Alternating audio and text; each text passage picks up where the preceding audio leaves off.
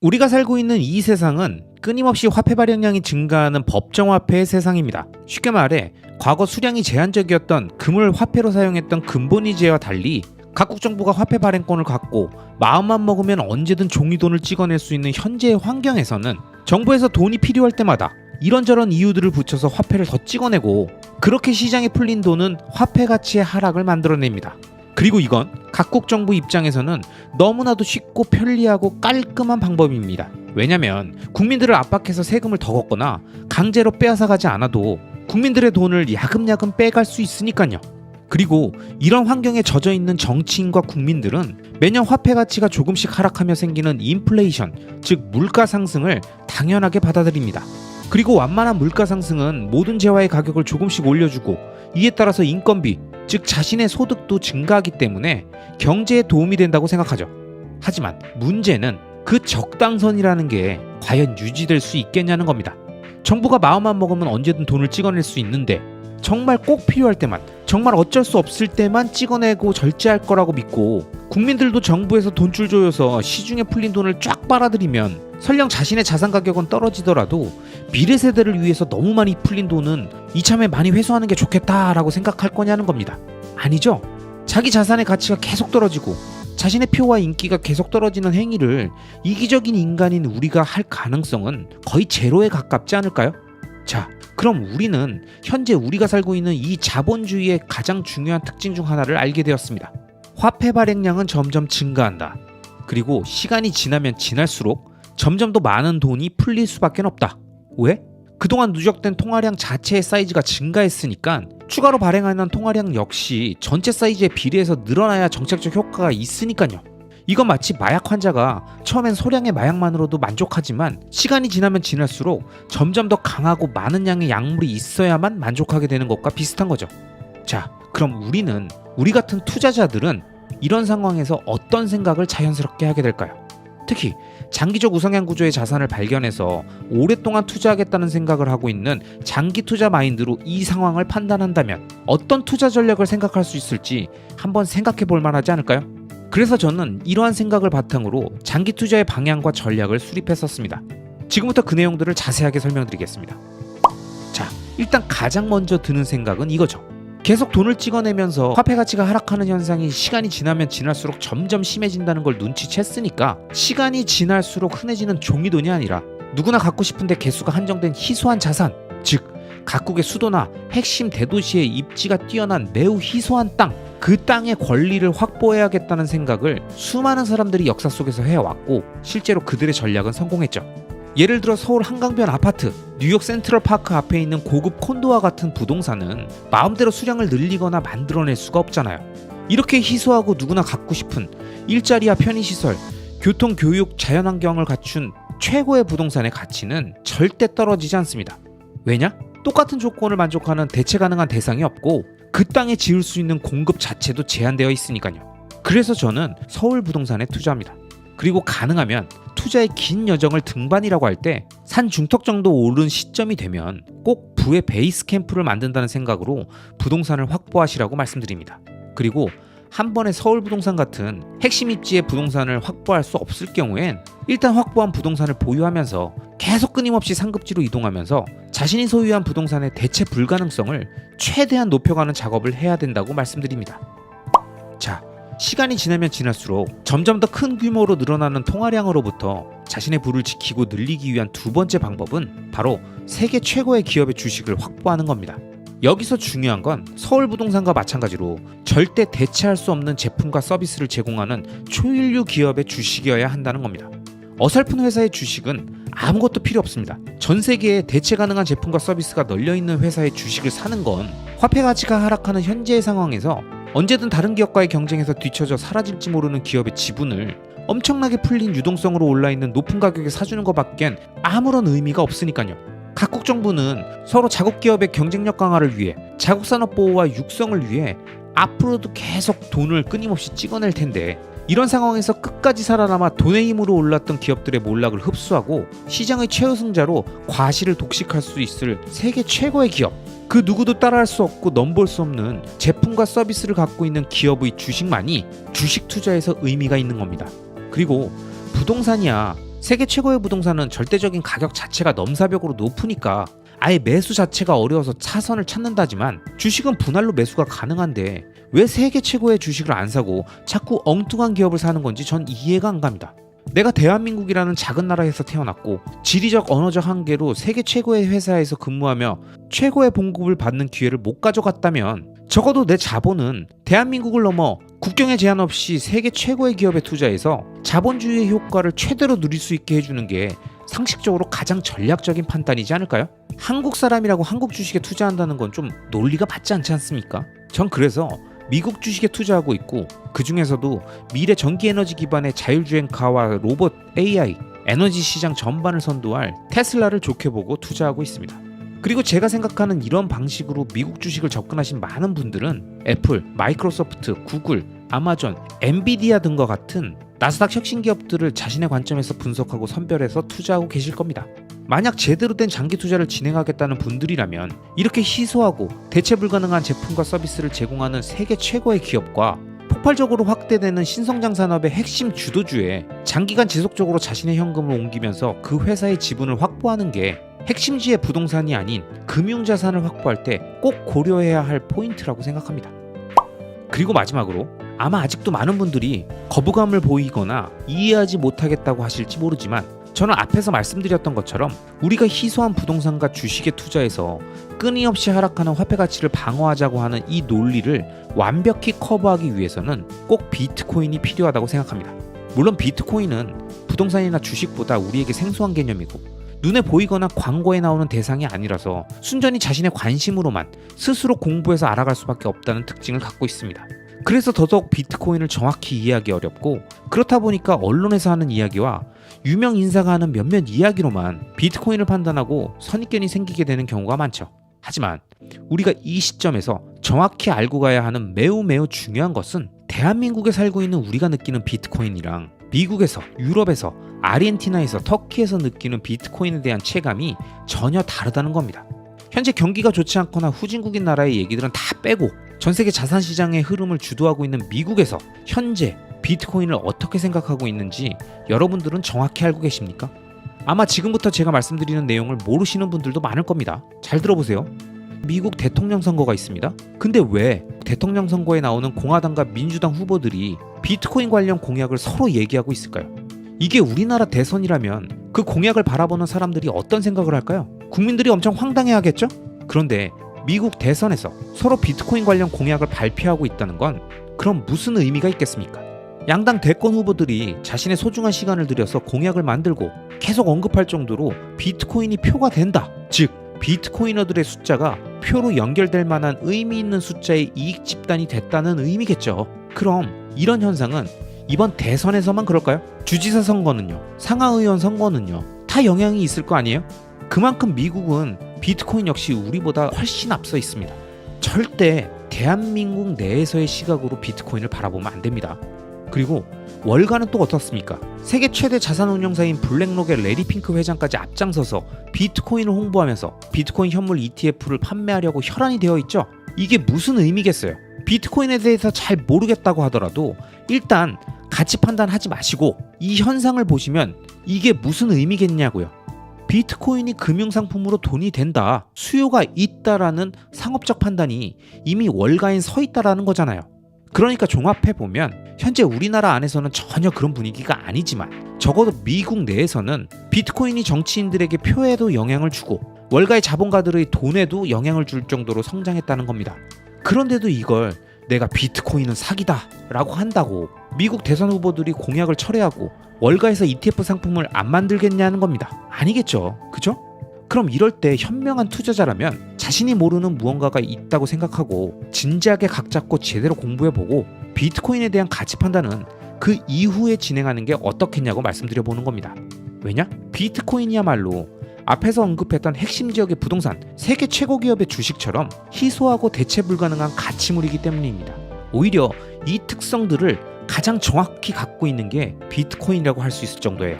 그렇기 때문에 비트코인을 정확하게 이해하고 나면 우리나라의 지정학적 위기의 순간이 오든 경제가 붕괴되는 국가 부도의 순간이 오든 끊임없이 화폐 가치가 떨어지든 상관없이 이 모든 극단적 상황에도 자신과 가족을 지킬 수 있는 소중한 가치물로서의 역할을 해줄 겁니다.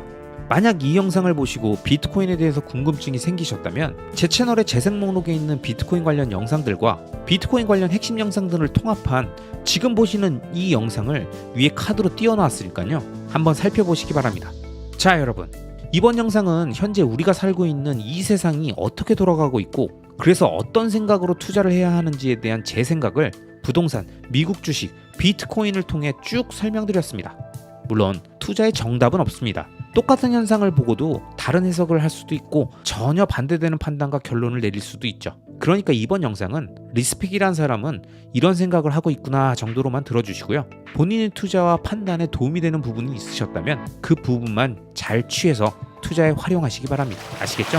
위대한 투자자인 워렌 버핏과 찰리 먼거는 우량 주식의 장기 투자라는 엄청난 해안을 전 세계 수많은 투자자들에게 알려줬지만 비트코인에 대해선 쥐약이라고 표현할 정도로 전혀 이해하지 못하는 모습을 보였죠.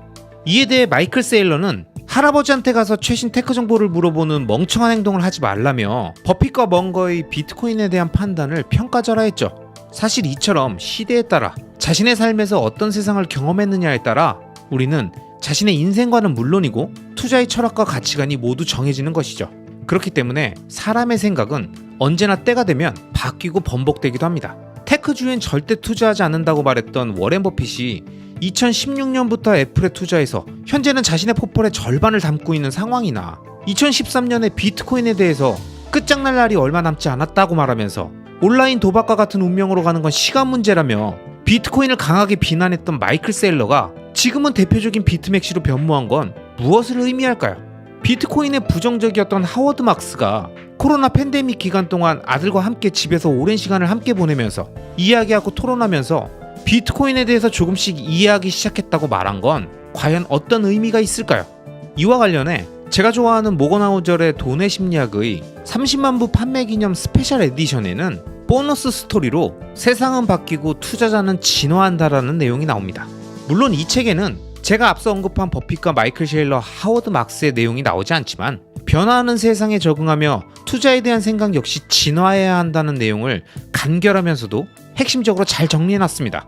앞서 영상 초반에 제가 설명드렸듯이 대부분의 현명한 투자자들은 시대의 변화에 따라 오래된 과거 자신의 생각을 버리고 끊임없이 배움과 사고를 통해서 새로운 관점을 이해하고 변화된 투자 환경과 대상들 중에서 옥석을 정확히 가려내면서 새로운 투자의 영역으로 확대해 나갑니다.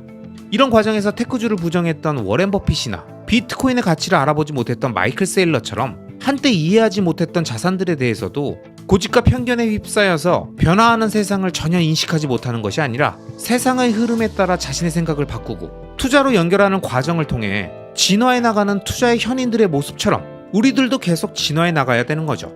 물론 워렌 버핏은 아직도 비트코인을 이해하고 있지 못합니다. 그러니까 앞서 말씀드렸던 것처럼 마이클 세일러는 워렌 버핏을 테크를 모르는 할아버지라고 했죠. 그런데 과연 내가 60세, 70세, 80세가 되어가고 있을 때 그 당시 나는 얼마나 열린 사고를 할 수 있는 사람이 되어 있을까라는 생각을 해보면 여러분은 솔직히 자신이 있으십니까? 20년, 30년, 40년 후에 내가 전혀 알지 못하는 분야의 이야기를 젊은 친구들이 와서 하면서 우리들에게 의견을 구한다면 모르면서 아는 척하지 않고 당당하게 모른다고 말할 수 있을까요? 진짜 모르는 것을 모른다고 답하는 솔직함을 과연 그때 가질 수 있을까 생각해봐야죠. 몰라도 아는 것처럼 말하고 심지어 자신이 모른다는 것조차 모르는 상태에서 안다고 착각하며 사는 게 거의 대부분의 사람들의 행태니까요.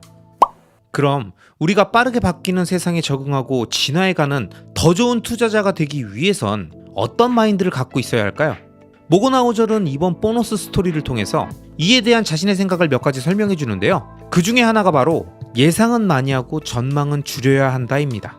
실제로 우리가 투자를 하면서 자주 하는 실수 중에 하나는 무슨 일이 언제 일어날지 안다고 착각하는 것인데 이게 바로 우리가 경계해야 되는 전망입니다. 그리고 이 전망과는 달리 예상은 정확히 무슨 일이 언제 일어날지 단언하지는 않으면서도 어떤 일이 발생할 가능성이 높음을 인정하는 것이죠. 이건 진짜 좋은 표현인 것 같습니다. 그러면서 모건 하우절은 예상은 잘못된 정확성을 제거하고 미래에 대한 비전을 제공하기 때문에 전망보다 건강하다고 말하죠. 여러분, 이게 바로 장기 투자자가 갖춰야 할 올바른 투자 마인드 아니겠습니까? 제가 늘 말씀드리지만 투자는 방향성입니다. 속도보단 속력보단 방향성이에요. 어떤 일이 얼마나 빨리 일어날지, 언제 일어날진 우리가 알 수 없습니다. 다만 장기 투자자들은 그 일이 미래에 일어날 거라는 방향성을 예상하는 거예요. 단순히 자신의 필이나 촉이 아니라 이미 현재에 다가온 미래의 퍼즐 조각들을 산업에서, 사람들의 심리에서, 문화에서, 기술의 변화에서 느끼면서 그 흩어져 있는 퍼즐 조각들을 연결해서 어렴풋이 보여주는 그 힌트 속에서 투자의 방향성을 예상했다면 그 방향에 장기적으로 자신의 자본과 시간, 에너지를 투입하는 게 바로 장기 투자인 거죠. 그리고 우리 같은 장기 투자자들이 극도로 경계해야 하는 게 바로 자신이 예상한 그 방향성에 대한 지나친 확신으로 예상을 넘어 전망을 하게 되는 단계로 가는 겁니다. 내년엔 이런 일이 일어날 것이다. 언제쯤 경기 침체가 시작될 것이다. 이런 말과 같이 우리는 지나친 자신감이 생기면 온갖 위험한 행동을 하고 싶어지는 게 바로 우리 인간입니다. 그리고 이런 예견된 시간이 지났는데도 예측했던 일이 일어나지 않으면 결국 충격을 받게 되는 거죠.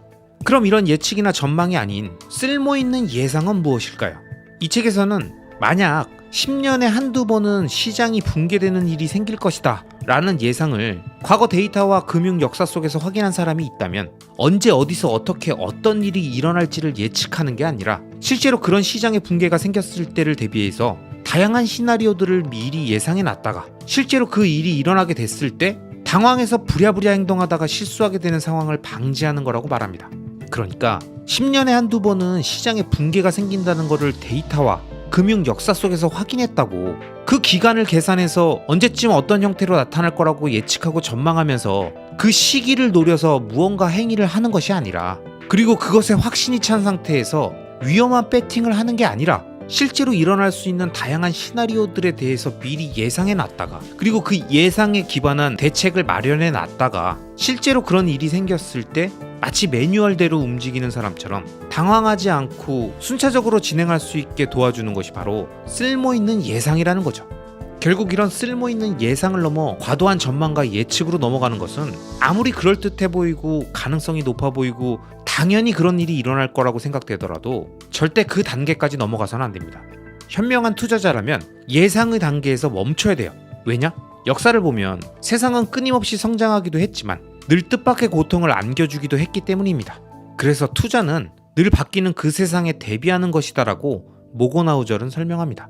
물론 이러한 예상도 결코 쉬운 건 아닙니다. 당연히 통찰력과 직관, 상상력 이런 것들이 있어야만 가능한 것이지만 보통은 이런 것들이 쌓이면 인간은 늘 예상이 아닌 전망을 하려고 하고 특히 단기적 전망에 유혹을 뿌리치지 못하고 꼭 실수를 하게 된다는 거죠. 그래서 우리는 이러한 실수를 하지 않기 위해서 끊임없이 좋은 책들을 통해서 투자의 현인들과 대화를 나누어야 되는 겁니다. 가장 기본적인 이야기들부터 지속적으로 반복해서 듣고 또 들으면서 머리와 가슴 속에 각인을 시켜버려야 되는 거예요. 그래서 제가 구독자님들께 늘 똑같은 말을 계속 반복해서 말씀드리는 겁니다. 제 마음 아시죠? 암튼 모고나우절은 이 외에도 세상은 바뀌는데 내 생각은 영원하기를 바라지 마라. 투자는 금융에 대한 연구가 아니라 돈과 관련된 사람에 대한 연구임을 깨달아라와 같이 아주 멋진 내용들을 보너스 스토리에 담아놨습니다. 제가 돈의 심리학이라는 이 책을 좋아하는 이유는 정말 많은 것들, 여러 가지가 있지만 그 중에서 가장 핵심이 바로 투자가 심리라는 이유 때문입니다. 제가 수많은 영상에서 늘 말씀드렸듯이 장기 투자의 핵심이 바로 마인드셋이고 장기 투자의 가장 큰 적이 바로 자기 자신인 이유, 하락장의 두려움에 떨고 슬퍼하며 상승장엔 신나하고 흥분해하는 모든 이유가 바로 가치가 아닌 가격에 반응하는 인간 심리 때문이라는 걸 정확히 이해하신 분들이라면 앞으로 우리가 10년, 20년 장기 투자를 해나가면서 성공 투자를 오랫동안 이어가기 위해서 무엇을 계속 단련하고 강화해야 하는지 그리고 무엇이 투자의 핵심인지 아마 정확히 아실 겁니다. 바로 마인드셋, 즉 투자의 심리 그리고 그 심리를 다스리고 이용하는 방법이 장기적 우상향 구조의 자산을 발견하는 것에 앞서 가장 중요하고 기본이 된다는 걸 오늘도 다시 한번 강조해 말씀드립니다. 아시겠죠? 매일 아침 수많은 사람들이 오가는 도로와 지하철을 통해서 출근하고 회사와 자신의 가게에서 오늘도 바쁘게 하루를 시작하시는 구독자 여러분, 월요일 새로운 한 주가 시작되면 이번 주엔 이것 좀 해봐야지 저것 좀 봐야지 하다가 정신없이 일주일이 지나가 버리시죠? 그렇게 일주일, 한 달, 두 달, 1분기 시간은 휙휙 지나갑니다. 그리고 우린 늘 이렇게 말합니다. 뭐 한 것도 없는데 시간만 계속 흐르네. 줄줄 새는구만. 줄줄 새. 그런데 여러분, 바쁘게 사는 우리들의 소중한 시간들이 줄줄 새듯이 흐르는 걸 어떻게 하면 아끼고 의미 있는 시간으로 바꿀 수 있을까요? 저는 자신 있게 장기적 우상향 구조의 자산에 장기 투자하라고 말씀드립니다. 그럼 그 투자의 모든 리스크는 시간이 녹여서 수익으로 치환해 주니까요. 절대 시간이 버려지지 않습니다. 이 말씀을 제가 계속 지겹게 드리고 있죠. 근데 어떻게 하겠습니까? 이게 사실인데요. 암튼 대부분의 사람들은 누군가 투자에 대해서 물으면 자신이 투자하는 종목이나 자산에 대한 설명으로 대부분의 시간을 할애합니다. 그 자산이 왜 좋고 뭐가 위대하고 앞으로 얼마나 오를 것이며 어떤 미래가 있다 등등 대부분 무엇에 투자하는가 이 왓에 집중하죠. 하지만 여러분, 제가 예전 골든서클 시리즈 영상들에서도 말씀드렸지만 경제적으로 자립된 상태를 통해 시간과 공간의 자유를 얻어서 내가 원하는 곳에서 원하는 사람들과 원하는 일을 하고 싶다는 이 진정한 자유의 확보는 어떤 자산에 투자했는가가 결정하지 않습니다. 그것보단 가장 먼저 어떻게 투자하는가 이 하우가 중요하고요. 더 나아가선 왜 투자하는가 이 why가 중요하다고 여러 번 말씀드렸죠. 하지만 여러분, 주변에 있는 많은 사람들 중에서 투자에 대한 이야기를 할 때 이렇게 why나 how에 대해서 말하는 사람이 있나요? 아마 현실 세계에서는 거의 만나기 힘들고 온라인에서도 가끔 보게 되겠죠. 그만큼 우리는 투자의 단기적인 성과에 집착하고 그 성과를 빠르게 만들어주는 종목, 자산, 그 what에 집중하고 맙니다. 그래도 이 채널을 구독해주시는 구독자님들은 거의 대부분 장기 투자자시니까 적어도 어떻게 투자할 것인가에 대해선 이미 머릿속으로 세팅이 다 끝나셨죠? 여러분이 알고 계신 그 내용을 한 문장으로 말씀드리면 장기적 우상향 구조의 자산에 자신의 시간과 에너지, 자본을 오랜 시간 지속적으로 투입하는 장기 투자를 진행하는 거죠. 그게 투자든 사업이든 인생을 건 도전이든 그 무엇이 됐든 장기 투자 마인드로 당장 눈앞에 작은 이익을 쫓지 않고 긴 안목과 호흡으로 장기 투자의 마인드를 세팅하면 안 그래도 바쁘고 정신없는 우리들의 현실 세계 안에서 투자라는 변수까지 하나 더 추가해서 사팔사팔 왔다 갔다 하면서 타이밍 매매하고 추천 종목, 매수 매도 타이밍, 단기간에 부자 되는 방법 등과 같은 멘트들에 정신없이 혈안돼서 불나방처럼 달려들지 않으면서 어느 순간 불필요한 가격 확인과 심리적인 요동, 급등락에 따른 멘탈의 변동까지도 모두 고요해지고 평온해집니다. 즉, 우리 인생에 복잡하게 꼬여있던 단기, 중기, 장기 이평선들이 모두 하나의 방향으로 펴지고 정배열되면서 쭉 앞으로 뻗어나가게 되는 놀라운 경험, 정배열된 인생이라는 게 이런 거구나, 이 느낌을 받으실 겁니다. 이건 수익률 때문만이 아닙니다. 투자의 수익률은 왔다 갔다 하고 때론 더 안 좋은 상황으로 들어갈 수도 있겠죠. 하지만 제가 말씀드린 인생이 정배열되었다는 건 앞으로 남은 삶에서 투자의 긴 시간 동안 내가 왜 투자를 해야 하는지, 그럼 어떻게 투자를 해야 하는지, 그래서 무엇에 투자할 것인지가 너무 명확하게 자신의 머릿속에 세팅되어 있다 보니까 매번 이번엔 또 뭘 투자해야 하나, 이번엔 또 뭘로 먹을까, 이번엔 한번 줘야 할 텐데, 이런 메뚜기 떼같이 이리저리 왔다 갔다 하는 마인드가 아니라 자신이 정한 장기 투자 플랜에 맞춰서 그 방향성에 집중하며 오늘도 내일도 1년 후에도 2년 후에도 5년 후에도 내가 뭘 해야 하는지에 대한 명확한 개념이 잡혀있게 되다 보니까 머리가 맑아지고 삶의 여유가 생기고 답답한 마음이 사라지게 되는 겁니다. 그러니 사람이 부드러워지고 얼굴에 웃음이 다시 생기고 시간이 빠르게 흘러도 줄줄 새는 게 아니라 자신의 장기 투자로 리스크가 시간에 녹고 있다는 흐뭇함에 얼마나 기분이 좋겠습니까? 아마 이 느낌을 아는 오래된 구독자님들이 많이 계시죠? 잘 아시겠지만 4848만 중독이 아닙니다. 장기 투자도 엄청난 중독성이 있습니다. 이 평온한 마인드를 느낀 사람은 그 마인드를 유지하기 위해서 이 중독 상태를 계속 끌고 가기 위해서 자신의 루틴을 끝까지 유지하는 겁니다. 엉뚱한 데 신경 끄고 자신의 본업에 집중하고 똑같은 상황에서도 스트레스를 덜 받죠.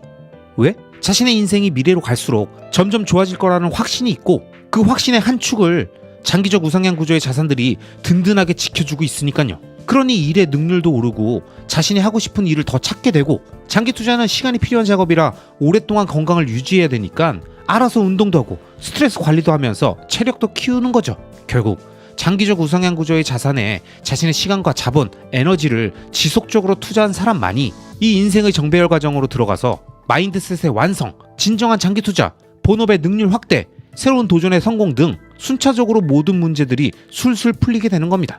이 개념을 정확하게 이해하신 분들이라면 제가 설명드린 장기 투자의 장점이 황당한 만병통치약이라서가 아니라 우리들의 인생의 모든 문제의 근원인 조급한 마음, 빨리 부자 되고 싶은 마음, 남들보다 지금 당장 더 잘 살고 싶은, 자랑하고 싶고 뽐내고 싶은 그 마음, 즉 오랫동안 기다릴 수 있는 여유가 없고 지금 당장 원하는 걸 얻고 싶은 상태인 시간 선호가 높은 그 심리를 장기 투자가 제시하는 미래에 대한 비전과 그 비전에 맞춰 내가 해야 하는 행위가 4848이 아닌 꾸준히 매집하며 본업에 집중하면 된다는 걸 알려줘서 결국 시간 선호를 낮게 만들어주기 때문입니다. 이 간단해 보이는 원리를 이론적으로 이해했고 동의한다면 이제부터 장기 투자에 적합한 대상을 찾는 겁니다.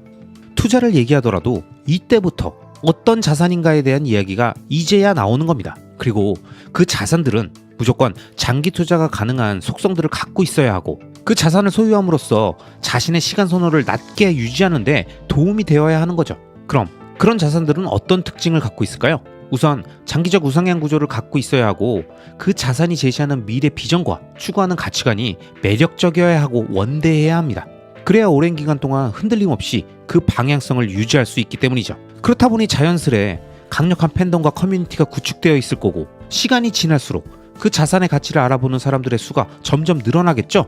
당연히 그 자산이 만드는 미래의 비전이 실현되며 보이지 않던 긴가민가했던 것들이 하나씩 눈앞에 구현되겠죠. 그리고 이러한 장기판의 포석같이 과거부터 하나씩 놓여졌던 말들이 하나로 연결되면서 큰 그림이 완성되어 가는 과정을 보면서 장기 투자자들은 엄청난 희열을 느끼는 거죠. 마지막으로 이러한 과정 속에서 자신의 투자 수익률은 리스크를 시간에 녹이며 하락장을 지나 상승장을 거치고 다시 하락하면서 상승분을 반납하고 안전마진을 남깁니다. 그리고 그 안전마진으로부터 다시 시작해서 또 반등과 상승장이 오고 다시 하락하며 안전마진이 추가로 쌓이면서 점점 수익률 그래프의 하단선을 위로 올리고 상단선을 높이면서 세 자릿수의 수익률을 만들고 계속 사이클을 반복해 나가면서 큰 규모의 자산을 만들어주는 겁니다. 4848하던 수많은 사람들이 배팅을 반복하며 초반에 좋았던 운빨이 중간에 몰렸던 운빨이 결국 평균에 수렴하면서 점점 자산가의 길에서 멀어질 때 장기적 우상향 구조의 자산가 행위에 집중했던 사람들만이 처음엔 이해가 안 갔던 믿기지 않았던 큰 규모의 자산을 그것도 긴 시간에 걸쳐 상승과 하락을 통해서 다지면서 온전히 자신의 것으로 만들며 단순히 규모를 키웠다가 아닌 제대로 지키고 불릴 수 있는 준비된 자산가가 되는 겁니다. 어떠십니까 여러분? 장기 투자 해야 되지 않겠습니까?